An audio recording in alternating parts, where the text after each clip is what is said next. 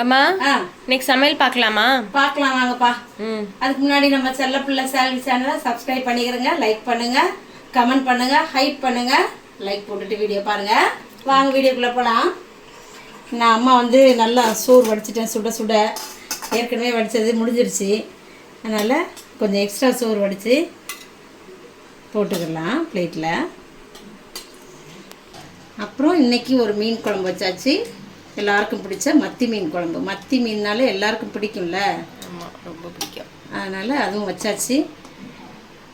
மீனாக சாப்பிடுவோம். குழம்பு ஊற்றிக்கிடலாம். அப்புறம் காய் பொரியலுக்கு கத்திரிக்காய், எண்ணெய் கத்திரிக்காய் பொரியல் பண்ணியிருக்கேன். சூப்பர். இது இந்த மீன் குழம்புக்கு நல்லா மேட்சாக இருக்கும், சாப்பிட்றதுக்கு சூப்பராக இருக்கும். அப்படியே நான் அம்மாவுக்கு பிடிச்ச மாங்காய் பச்சடி செஞ்சுட்டேன், அதுவும் கொஞ்சம் வச்சுக்கலாம். இதான்ப்பா இன்னைக்கு நம்ம வீட்டில் சமையல்.